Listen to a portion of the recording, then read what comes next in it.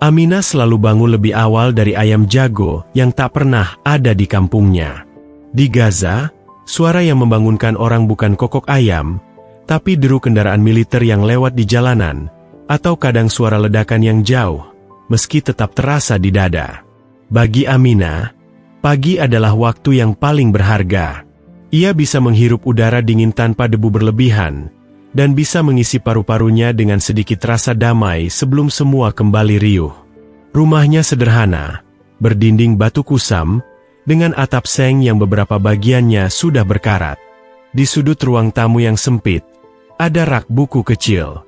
Isinya tidak banyak, sebagian buku sudah robek dan tak lengkap, tapi bagi Aminah, rak itu seperti jendela kecil yang bisa membawanya keluar dari Gaza, meski hanya lewat imajinasi. Di sana ada novel usang tentang seorang guru yang gigih, sebuah buku cerita bergambar yang sudah pudar warnanya, dan satu buku bahasa Inggris bekas, yang ia temukan di puing-puing perpustakaan sekolahnya setelah sebuah serangan 2 tahun lalu. Aminah tinggal bersama ibunya, Maryam, dan adik lelakinya yang baru berusia 8 tahun, Khalid. Ayah mereka sudah lama tiada, menjadi korban di hari yang tak pernah ingin mereka ingat. Ibunya bekerja membantu di toko roti milik tetangga, meski upahnya kecil. Mereka bertahan bukan karena hidup di Gaza mudah, tapi karena mereka sudah terbiasa tidak mudah menyerah. Pagi itu, seperti biasa, Aminah menyiapkan sarapan sederhana. Roti pita hangat hasil kiriman pemilik toko roti tempat ibunya bekerja, ditemani minyak zaitun dan teh manis. Khalid duduk di kursi reot, matanya masih setengah terpejam. "Hari ini kamu sekolah, kan?" tanya Aminah sambil menuang teh. "Kalau sekolahnya masih ada," jawab Khalid setengah bercanda. "Di Gaza, anak-anak bisa pergi ke sekolah hari ini, dan besoknya sekolah itu sudah rata dengan tanah. Semua serba tak pasti." Tapi Khalid sudah terbiasa. Sekolah Aminah sendiri berada di ujung kamp pengungsian. Gedungnya sudah bolong di beberapa bagian, tapi masih berdiri. Di sana, ia belajar bersama teman-teman yang sama kerasnya dengan tembok yang mengelilingi kamp. Mereka belajar di bawah bayang-bayang perang, tapi guru-gurunya tetap mengajar seolah semua berjalan normal. Mungkin itu cara mereka melawan. Sejak kecil, Aminah punya kebiasaan mencatat segala hal di buku tulisnya. Ia menulis tentang kejadian sehari-hari, tentang mimpi-mimpinya, dan kadang tentang hal-hal kecil yang membuatnya tersenyum. Suatu kali, ia menulis, "Kalau kita tidak bisa mengubah keadaan, setidaknya kita bisa mengubah cara kita melihatnya." Hari itu, setelah sarapan, Aminah berangkat ke sekolah. Ia melewati jalan yang sempit, penuh dengan anak-anak kecil yang berlari tanpa alas kaki. Beberapa ibu-ibu menjemur pakaian di tali yang diikatkan antara dua bangunan roboh. Aroma roti pita bercampur dengan bau asap sisa pembakaran sampah. Gaza memang tidak pernah sunyi, bahkan dalam kesedihan. Setiba di sekolah, Aminah disambut sahabatnya, Laila. Gadis itu terkenal cerewet tapi punya hati besar. "Aminah, kau dengar? Ada kabar dari luar negeri. Katanya akan ada relawan dari Indonesia yang mengirim bantuan," ucap Laila sambil menahan napas karena terlalu bersemangat. Aminah tersenyum tipis. "Bagus. Tapi kita lihat saja nanti. Banyak yang bilang mau kirim bantuan, tapi kadang cuma janji." Laila mengangkat bahu. Mungkin kali ini berbeda. Pelajaran dimulai. Hari itu mereka belajar bahasa Inggris. Bagi Aminah, pelajaran ini istimewa. Ia merasa bahasa asing adalah kunci untuk berkomunikasi dengan dunia luar. Gurunya, Ustazah Huda, selalu berkata, "Dengan bahasa, kamu bisa mengirim suara meski dinding setinggi apapun menghalangi." Setelah jam sekolah selesai, Aminah memutuskan untuk mampir ke pusat komunitas di dekat pasar. Tempat itu adalah satu dari sedikit ruang aman di Gaza. Ada beberapa komputer tua yang kadang menyala, tergantung listrik. Di sana, anak-anak dan remaja bisa belajar komputer, menggambar, atau sekadar duduk membaca. Aminah suka berada di sana karena ia bisa mengirim email atau pesan, jika internet sedang berbaik hati. Hari itu, ia duduk di depan komputer dengan layar berdebu, mencoba membuka email. Di kotak masuknya, ada satu pesan baru dari seorang yang tidak ia kenal. Nama pengirimnya, Rizal Ahmad. Judul emailnya sederhana, "Salam dari Indonesia." Aminah membacanya perlahan. Rizal memperkenalkan diri sebagai pemuda dari Indonesia yang terlibat dalam gerakan solidaritas untuk Palestina. Ia menulis bahwa ia dan teman-temannya sering mengadakan penggalangan dana, doa bersama, dan kampanye di media sosial untuk menyuarakan keadaan Palestina. Di akhir email, Rizal menulis, "Mungkin saya jauh, tapi hati saya dekat dengan kalian. Semoga suatu hari kita bisa berbagi cerita lebih banyak." Aminah memandang layar komputer cukup lama. Baginya, jarang ada orang asing yang menulis dengan begitu tulus. Ia mengetik balasan sederhana, "Terima kasih atas perhatianmu. Di sini, setiap doa berarti banyak. Namaku Aminah. Aku hanya gadis biasa yang ingin melihat negaraku damai." Sore itu, ia pulang dengan perasaan aneh, campuran harapan dan keraguan. Gaza telah mengajarkannya untuk tidak terlalu cepat percaya. Tapi email itu seperti setitik cahaya di lorong panjang yang gelap. Malamnya, listrik padam seperti biasa. Aminah duduk di dekat jendela, menatap langit yang penuh bintang. Khalid sudah tidur di tikar. Ibunya berdoa lirih di sudut ruangan. Aminah memikirkan banyak hal. Tentang sekolah, tentang Gaza, tentang email dari Rizal. Entah kenapa, ia merasa seperti baru saja memulai bab baru dalam hidupnya. Beberapa hari kemudian, Laila datang ke sekolah membawa kabar lagi. "Aminah, aku dengar relawan dari Indonesia itu benar-benar serius. Mereka akan mengirimkan obat-obatan dan makanan minggu depan." Aminah tersenyum kecil. "Kalau benar, semoga sampai ke sini." Laila menepuk bahunya. "Kadang, kita perlu percaya pada hal baik, meski belum terjadi." Sepulang sekolah, Aminah kembali ke pusat komunitas, berharap ada balasan dari Rizal. Dan memang ada. Kali ini Rizal bercerita tentang Indonesia, tentang sawah hijau yang luas, gunung yang menjulang, dan laut yang biru. Aminah membaca dengan penuh rasa ingin tahu. Ia belum pernah melihat sawah atau laut, tapi membayangkannya saja sudah membuatnya bahagia. Hari demi hari, email-email itu menjadi rutinitas kecil yang berarti besar. Aminah mulai menceritakan tentang kesehariannya, bagaimana ia membantu ibunya, bagaimana Khalid bercita-cita menjadi dokter, dan bagaimana sekolah tetap berjalan meski kadang tanpa buku. Rizal selalu membalas dengan kata-kata yang hangat, seolah ia benar-benar ada di sana, duduk di samping Aminah. Rizal tidak pernah menyangka bahwa hidupnya akan berubah hanya karena satu berita yang ia lihat di televisi sore itu. Ia sedang duduk di ruang tamu kontrakannya di Jakarta, menyeruput teh hangat, ketika tayangan tentang anak-anak Palestina yang belajar di bawah tenda terbuka muncul di layar. Suara reporter terdengar datar, tapi gambar-gambar itu tidak. Ada wajah-wajah kecil yang menulis di buku tipis, di tengah teriknya matahari dan debu yang menempel di pipi. Salah satu dari wajah itu, ia tak tahu kenapa, seperti menatap langsung ke arahnya. Sorot mata yang tajam tapi penuh kesedihan, seolah berkata, "Kami masih di sini. Jangan lupakan kami." Rizal mematikan televisi, tapi wajah itu terus menempel di pikirannya. Malam itu, ia mencari berita lebih banyak di internet. Ia membaca artikel, melihat foto, menonton video. Semakin ia membaca, semakin ia merasa tidak tenang. Apa yang bisa aku lakukan dari sini? Pikirnya.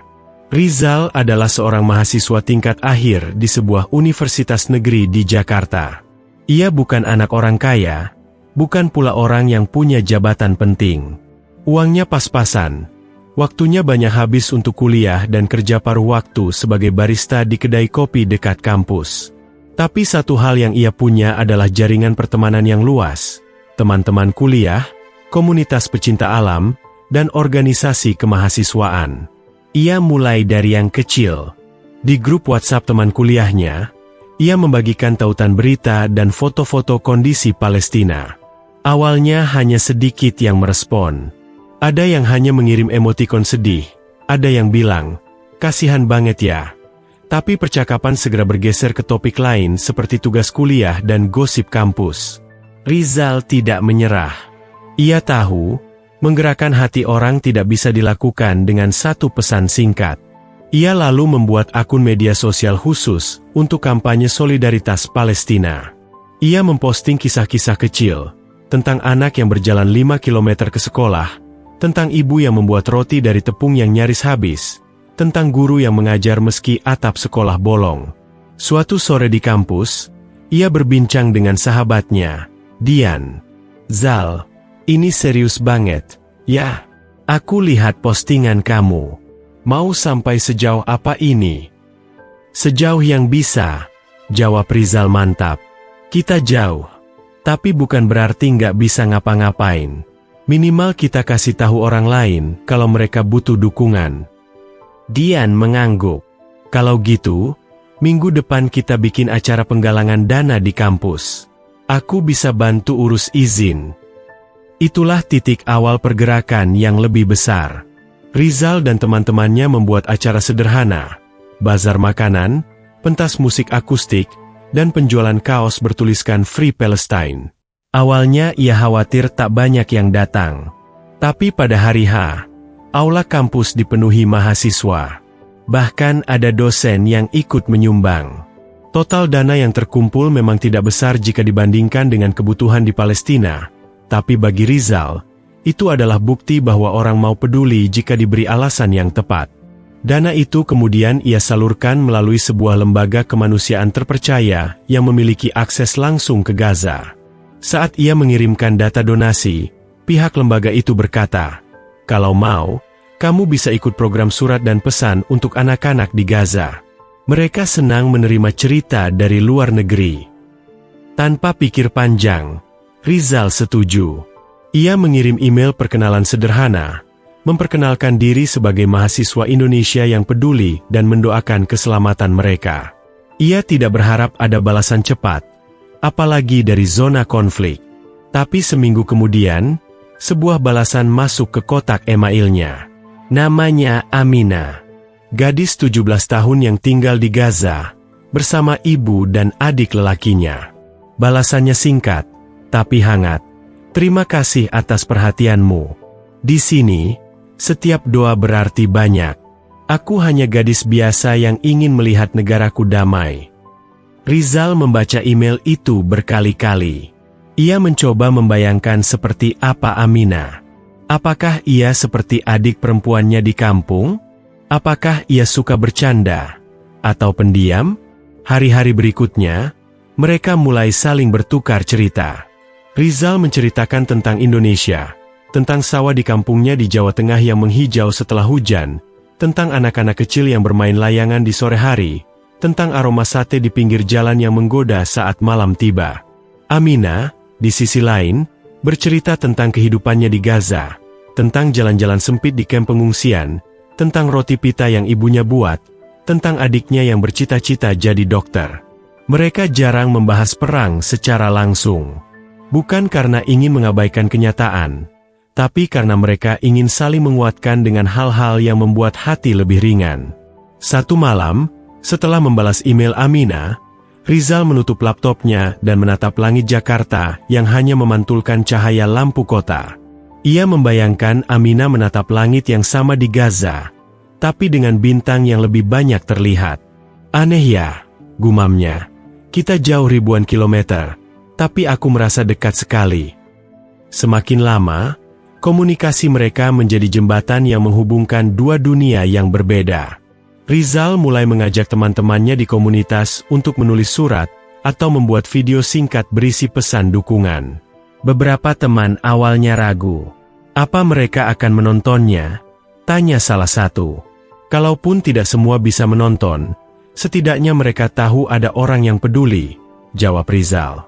Gerakan kecil ini mulai mendapat perhatian di luar kampus. Beberapa sekolah dan komunitas pemuda di Jakarta ikut terlibat. Mereka mengirimkan kartu pos, gambar, dan donasi. Ada semangat baru yang tumbuh, seperti api kecil yang menyala di banyak tempat. Bagi Rizal, ini bukan lagi sekadar kampanye. Ini sudah menjadi bagian dari hidupnya. Setiap ia membuka email dan membaca cerita Aminah, ia merasa seperti sedang berbicara dengan keluarga jauh yang belum pernah ia temui. Email pertama dari Aminah sudah membuat Rizal merasa seperti menemukan sahabat baru. Tapi seiring waktu, komunikasi mereka tidak lagi hanya lewat email. Kadang, koneksi internet di Gaza begitu lemah, sehingga Aminah tidak bisa membalas selama berhari-hari. Maka, mereka mulai mencoba cara lama, surat. Mengirim surat ke Gaza bukanlah perkara mudah. Prosesnya bisa memakan waktu berbulan-bulan dan melewati banyak pemeriksaan. Tapi bagi Aminah, menerima surat dari luar negeri adalah kejadian yang jarang dan membahagiakan. Begitu ia mendapat kabar dari pusat komunitas bahwa ada surat untuknya, ia akan berlari menembus jalan sempit kamp pengungsian, bahkan saat hujan. Surat pertama Rizal berisi tulisan tangan yang rapi, sedikit miring ke kanan. Kertasnya wangi karena diselipkan di antara buku di kamarnya yang selalu diberi pengharum lemari. Ia menulis, "Aminah, aku ingin kamu tahu, meskipun aku tidak berada di sana, aku memikirkan kalian setiap hari. Aku membayangkan kamu berjalan ke sekolah melewati jalan berdebu, sambil tersenyum kepada anak-anak yang bermain. Aku juga membayangkan kamu duduk di kelas, mendengarkan guru mengajar, seperti aku dulu ketika SMA. Di sini, kami sering berdoa untuk kalian di setiap akhir sholat. Semoga suatu hari kita bisa duduk bersama, makan roti pita dan nasi goreng, sambil tertawa tentang semua ini." Aminah membaca surat itu berulang kali sampai hafal setiap kalimatnya. Ia membalas dengan tulisan yang agak miring ke kiri, khas tulisannya yang selalu terburu-buru. "Rizal, suratmu membuatku tersenyum. Aku membacanya keras-keras untuk adikku, Khalid, dan ia bilang ia ingin mencoba nasi goreng. Katanya, kalau kita bertemu, kamu harus memasaknya untuk kami.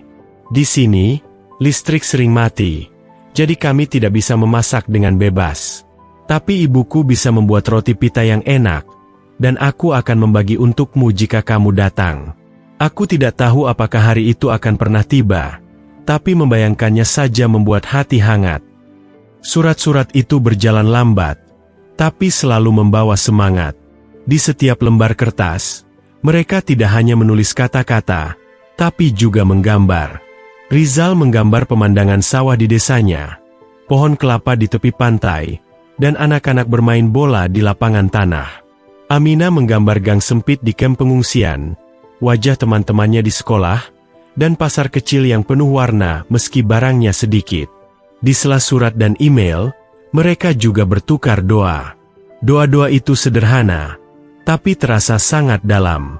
Rizal pernah menulis, "Ya Allah, lindungi Aminah dan keluarganya dari bahaya. Beri mereka kekuatan untuk terus tersenyum, meski dunia mereka penuh badai." Aminah pernah menulis, "Ya Allah, berikan keselamatan untuk Rizal dan keluarganya. Meskipun mereka jauh, mereka ada di hatiku seperti tetangga dekat." Bagi Rizal, doa Aminah adalah pengingat bahwa meskipun ia ingin membantu, sesungguhnya ia juga sedang dibantu, dikuatkan oleh orang yang hidupnya jauh lebih sulit dari dirinya. Di Jakarta, Rizal mulai rutin mengajak teman-temannya berkumpul setiap malam Jumat di musola kampus. Mereka membaca doa bersama, khusus untuk Palestina. Awalnya hanya 5 orang, tapi minggu demi minggu jumlahnya bertambah. Ada yang membawa poster, ada yang membawa bendera Palestina, dan ada pula yang membawa teh manis untuk diminum bersama setelah doa. Di Gaza, Aminah pun melakukan hal serupa. Setiap Kamis malam, ia berkumpul dengan beberapa teman sekolahnya di halaman rumah Laila. Mereka duduk melingkar, saling membacakan cerita yang dikirim dari luar negeri. Beberapa anak kecil duduk di pinggir, ikut mendengarkan. Kadang, ketika listrik menyala, Mereka menyalakan radio kecil untuk mendengar berita, berharap ada kabar baik. Suatu hari, Aminah mengirimkan sebuah foto yang membuat Rizal terdiam lama. Dalam foto itu, terlihat anak-anak di Gaza berdiri memegang kertas dengan tulisan tangan yang berbunyi, "Terima kasih, Indonesia. Kami mencintai kalian." Foto itu dicetak dan ditempel Rizal di dinding kamarnya. Setiap kali ia merasa lelah atau ragu, ia melihat foto itu dan mengingat alasan mengapa ia memulai semua ini. Hubungan mereka, meskipun belum pernah bertatap muka, menjadi penghubung dua dunia yang sangat berbeda. Mereka saling mengenal lewat cerita dan doa, bukan lewat pertemuan atau hadiah mahal. Dan justru itulah yang membuat ikatan itu kuat. Pada suatu malam, Rizal menulis email yang lebih panjang dari biasanya. Ia menceritakan rasa takutnya jika suatu hari Aminah tidak bisa membalas lagi. "Kadang aku khawatir, jika aku membuka email dan tak menemukan balasan darimu, itu berarti hal buruk telah terjadi. Aku tidak ingin membayangkan itu." Balasan Aminah datang 2 hari kemudian. "Rizal, aku juga punya ketakutan yang sama. Tapi kita tidak bisa hidup hanya dengan ketakutan. Aku percaya, selama kita masih mengirim doa, kita akan tetap terhubung, meski surat tidak lagi sampai, meski email tidak lagi terkirim. Karena doa tidak butuh kabel, sinyal, atau perangko. Doa hanya butuh hati yang tulus." Kata-kata itu menancap di benak Rizal. Ia merasa Aminah baru saja memberinya pelajaran hidup yang tidak ia dapat di kampus atau dari buku manapun. Dari surat, email, dan doa itu, sebuah jaringan solidaritas mulai terbentuk. Teman-teman Rizal yang awalnya hanya ikut-ikutan kini mulai serius terlibat. Mereka mengadakan kelas online untuk mengajar bahasa Inggris bagi anak-anak Gaza, bekerja sama dengan relawan di sana. Aminah menjadi salah satu peserta, meski koneksi internet sering putus. Awalnya, semua bermula dari satu email, lalu menjadi satu surat, kemudian sebuah doa. Tapi tanpa mereka sadari, kisah kecil antara Aminah dan Rizal mulai merambat ke banyak hati. Di Jakarta, Rizal sering membacakan isi surat atau email dari Aminah kepada teman-temannya di komunitas. Ia tidak pernah menambahkan dramatisasi, cukup membacakan apa adanya, tentang bagaimana Aminah harus belajar di kelas dengan atap yang bocor, atau tentang Khalid yang menulis cita-citanya di kertas bekas. Setiap kali Rizal membacanya, selalu ada yang terdiam lama, menatap meja, lalu berkata, "Apa yang bisa kita lakukan lagi?" Dari situlah ide-ide baru bermunculan. Pertama, mereka membuat kampanye media sosial yang diberi nama, "Jarak Bukan Penghalang." Mereka mengunggah potongan kisah Aminah dan foto-foto kehidupan di Gaza, tentu dengan izin dari Aminah, disertai ajakan untuk berdonasi atau sekadar mengirim pesan dukungan. Dalam sebulan, akun itu sudah memiliki ribuan pengikut, termasuk dari luar Indonesia. Kedua, mereka mengadakan acara charity run di Car Free Day.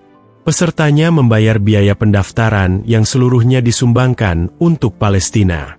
Di punggung kaos peserta tercetak kalimat yang sederhana tapi kuat, "Berjalan untuk mereka yang tak bisa berlari." Rizal terkejut melihat antusiasme orang. Bahkan ada yang datang dari luar kota hanya untuk ikut berlari. Seorang bapak parubaya menghampirinya setelah acara. "Nak, saya bukan pelari, tapi saya ikut jalan pagi ini karena saya ingin cucu-cucu saya tahu bahwa kita tidak boleh diam saat orang lain menderita." Sementara itu, di Gaza, Aminah juga mulai melihat perubahan. Bantuan mulai datang lebih sering, meski tidak selalu cukup dan kadang tersendat di perbatasan. Namun yang paling ia rasakan adalah semangat orang-orang di sekitarnya yang mulai percaya bahwa dunia di luar sana masih peduli. Suatu sore, Laila datang ke rumah Aminah membawa sebuah ponsel bekas yang dikirim oleh relawan dari Indonesia. "Lihat, sekarang kita bisa kirim pesan langsung ke Rizal," serunya. Meskipun ponsel itu tidak selalu terhubung ke internet, Aminah menggunakannya setiap kali ada kesempatan. Hubungan mereka semakin cepat. Tidak lagi harus menunggu surat berminggu-minggu. kini mereka bisa saling mengirim kabar singkat. Kadang, Amina mengirim foto langit Gaza saat matahari terbenam. Kadang, Rizal membalas dengan foto langit Jakarta yang sama-sama berwarna jingga. Suatu hari, Rizal menerima pesan suara dari Amina. Suaranya terdengar jelas, meski di latar belakang ada suara anak-anak bermain dan anjing menggonggong. Rizal, aku ingin kau tahu, semua ini bukan hanya tentang bantuan. Ini tentang membuat kami merasa tidak sendirian. Banyak orang di sini yang bahkan belum pernah mendengar kata Indonesia sebelumnya. Sekarang, setiap kali mereka mendengarnya, mereka tersenyum. Pesan itu membuat Rizal diam lama. Ia sadar, yang mereka lakukan bukan hanya soal uang atau logistik. Ini soal membangun jembatan rasa, membuat dua bangsa yang jaraknya ribuan kilometer terasa seperti tetangga. Gerakan mereka semakin besar. Media lokal mulai meliput kegiatan komunitas Rizal. Salah satu stasiun televisi mengundangnya untuk bercerita di acara pagi. Di sana, ia membacakan sepenggal surat dari Amina. Kepada sahabatku di Indonesia, terima kasih karena kalian mengingat kami di sini. Gaza mungkin kecil di peta, tapi dengan kalian, hati kami terasa besar. Penonton yang mendengarnya terdiam. Pembawa acara bahkan meneteskan air mata. Setelah tayangan itu, pesan-pesan dukungan membanjiri akun komunitas mereka. Ada tawaran bantuan, ada pula cerita dari orang-orang yang punya pengalaman serupa di negara lain. Di Gaza, Amina mendengar kabar bahwa suratnya dibacakan di televisi Indonesia. Ia tertawa kecil. Aku tidak pernah berpikir tulisanku akan dibaca di negara lain, katanya kepada ibunya. Maryam hanya tersenyum sambil mengusap rambut putrinya. Kata-kata yang tulus akan selalu menemukan jalannya.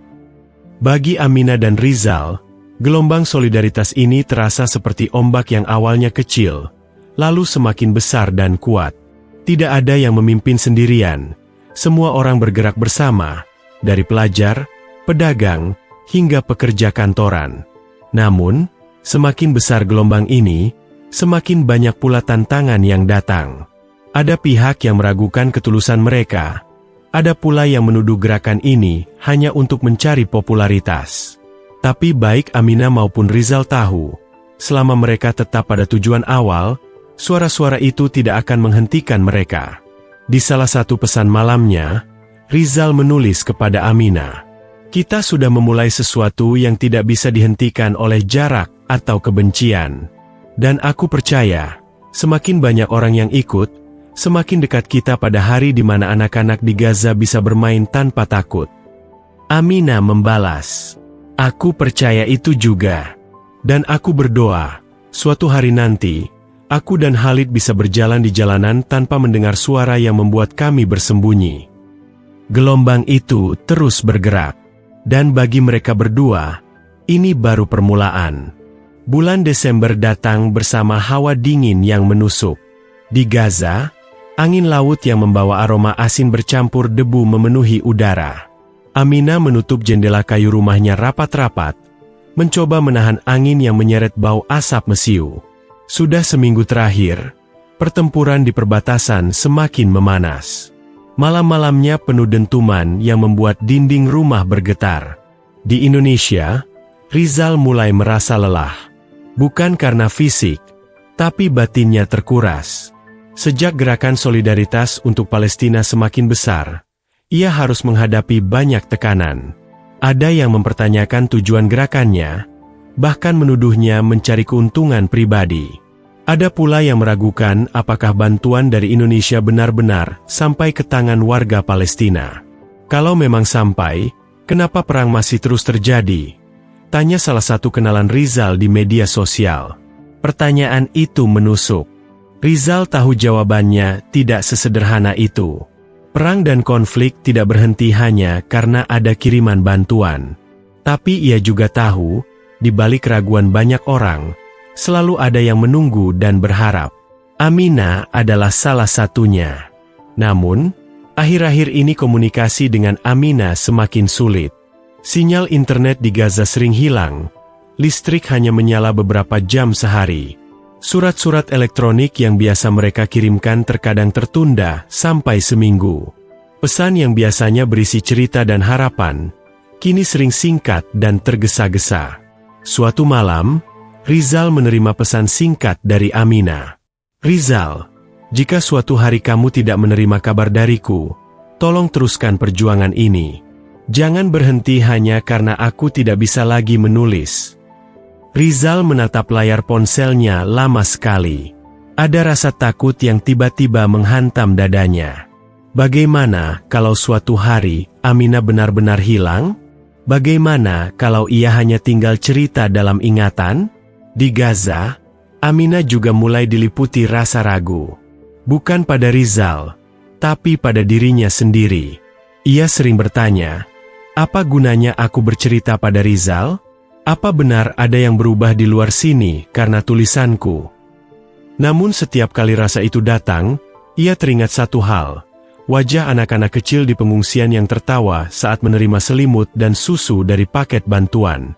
Di kotak bantuan itu, selalu ada secari kertas bertuliskan pesan dalam bahasa Arab dan Indonesia. "Dari saudara-saudaramu di Indonesia, kami berdoa untuk kalian." Pesan sederhana itu membuktikan bahwa apa yang mereka lakukan berarti. Tapi rasa lelah dan khawatir tetap saja menumpuk. Suatu siang, ketika Aminah dan ibunya sedang menyiapkan roti pita di dapur, ledakan besar terdengar dari arah pasar. Getaran itu membuat tepung di meja berhamburan. Ibunya memeluk Aminah erat. "Tetap di dalam rumah," kata ibunya dengan suara bergetar. Sementara itu, di Indonesia, Rizal sedang memimpin rapat penggalangan dana ketika teleponnya berdering. Nomor tak dikenal dari luar negeri. Ia mengangkatnya dengan hati-hati. Suara di ujung sana terdengar tergesa-gesa. "Rizal, ini Fathi, teman Aminah. Aku ingin kau tahu. Aminah sedang di rumah sakit. Ia selamat, tapi terkena pecahan kaca saat pasar dibom." Rizal terpaku. Ia mencoba bertanya banyak hal, tapi sinyal buruk memutus panggilan. Sepanjang malam itu, ia duduk di kamar sambil menatap ponselnya, berharap ada kabar tambahan. Keesokan paginya, sebuah email masuk. Singkat, tapi cukup membuat dadanya sedikit lega. "Rizal, aku baik-baik saja. Hanya luka kecil di lengan. Jangan khawatir. Tapi tolong, teruslah suarakan tentang kami. Dunia harus tahu." Bacaannya membuat Rizal sadar, keraguan hanya akan melemahkan. Ia harus tetap berdiri, bahkan saat harapan terasa tipis. Sebab bagi Aminah, dan bagi banyak orang di Gaza, suara dari luar adalah satu-satunya tanda bahwa mereka belum dilupakan. Dan di tengah semua rintangan itu, baik Aminah maupun Rizal mulai mengerti. Perjuangan bukan tentang menang atau kalah, tapi tentang tetap bertahan di saat semua orang mulai menyerah. Hampir setahun sudah Aminah dan Rizal saling mengirim surat, pesan, dan kabar. Selama itu pula, banyak hal telah berubah, baik di Palestina maupun di Indonesia. Namun, satu hal yang tetap sama, rasa saling percaya dan keyakinan mereka bahwa doa bisa melintasi jarak yang tak terjangkau langkah kaki. Di Gaza, situasi masih belum membaik sepenuhnya. Beberapa hari tenang, beberapa hari berikutnya kembali tegang. Aminah mulai terbiasa dengan perubahan suasana seperti itu, meskipun hatinya tetap cemas. Di sela-sela aktivitasnya di sekolah dan membantu ibunya, ia selalu menyisihkan waktu untuk menulis. Kadang surat panjang, kadang hanya sebaris kalimat, tapi selalu ada doa di dalamnya.